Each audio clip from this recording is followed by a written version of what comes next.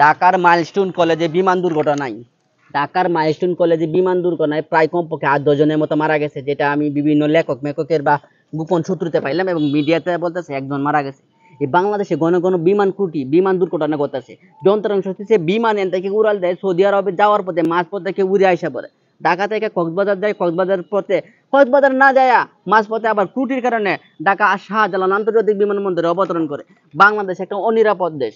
এই বাংলাদেশে আপনি আমি সবাই অনিরাপদ কারণ হচ্ছে এখানে ঘুষখোর, চাঁদাবাজ, সন্ত্রাসী, ঠিক আছে, টাকা লোভী, ক্ষমতা লোভী বেশি। দেশে যেন সংসার করবে, বিমানের সংসার করবে, রাস্তার সংসার করবে, দেশের পরিবর্তন আনবে, এমন লোকের সংখ্যা খুবই কম। এখন কথা হইল, এই যে ঢাকার মাইলস্টোন কলেজে বিমান বিধ্বস্ত হইলো, এই দায় কার? এই দায় এই সরকারের, এই দায় হলো বিমান বাহিনীর, এই দায় হচ্ছে বিমান কর্তৃপক্ষের। আজকে যখন সকালবেলা খবরের কাগজ পত্রিকা, ওটা ফেসবুক অনলাইনে ঢুকলাম, গুগলে ঢুকে পড়তাছি, পড়ে দেখি যে বিমান দুর্ঘটনার যে ঘটনাগুলো আছে সবগুলো বিশ্লেষণ করে ওটাতে নিউজ করা হয়েছে। এই নিউজটা পড়ার শেষ মাত্রই পরে দেখলাম ঢাকার মাইলস্টোন কলেজে বিমান বিধ্বস্ত হয়ে ওই কলেজের অনেক ছাত্রছাত্রী হতাহত হয়েছে এবং অনেকেরই ঘটনাস্থলে মৃত্যু হয়েছে, কেউ কেউ পুইরা ছারকার হয়ে গেছে। এখন কথা হয়েছে গিয়া, এই যে একটা ঘটনা ঘটলো, এই ঘটনার জন্য আমরা কি করব? শুধু ফেসবুকে পোস্ট করব, সোশ্যাল মিডিয়ায় পোস্ট দিলাম, সরকারের কাছে বিচার চাইলাম, রাস্তায় দাঁড়িয়ে মানববন্ধন করলাম। কিন্তু যে প্রাণহানির ঘটনা ঘটছে সেই প্রাণগুলো কিন্তু সরকারও ফিরিয়ে দিতে পারবে না, বিমান বাহিনীও ফিরিয়ে দিতে পারবে না। আপনি সড়কে মরে যাবেন, আপনি কলেজে মরে যাবেন, আপনি ট্রেন দুর্ঘটনায় মরবেন, সব মৃত্যুর দায় আপনি আল্লাহর উপর চাপা দিতে পারেন না। আল্লাহ বলছে বান্দা হুঁশিয়ার, সতর্ক।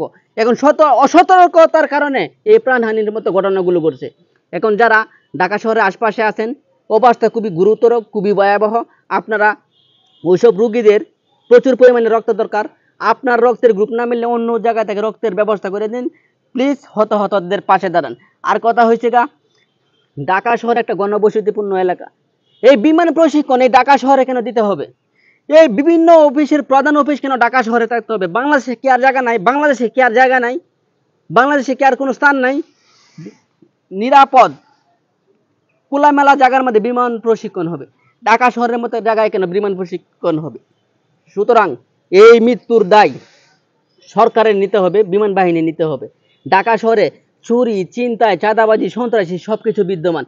দিন দুপুরে মানুষকে চাপাতি ধরে, ছুরি ধরে, পকেট থেকে মোবাইল, মানি ব্যাগ, কেউ কেউ কাপড়, জুতা সবকিছু চুরে নিয়ে যায়। পুলিশ ওই দিক দিয়ে ডিউটি করে, পুলিশ সেনাবাহিনী থেকে ওই দিক দিয়ে পিছনে থেকে, র্যাব সামনে থেকে। এরকম এরকম অবস্থাতেও ঢাকা শহরে চুরি হয়। সুতরাং আমরা মানুষ হিসেবে বাংলাদেশে নিরাপদ, শুধু ঢাকাবাসী অনিরাপদ না, আমরাও অনিরাপদ। বিভিন্ন সময়ে বাংলাদেশে এমন ঘটনা ঘটতেছে, 5 তারিখের পর দেশে একটা প্রচুর বিশৃঙ্খলা শুরু হয়েছে।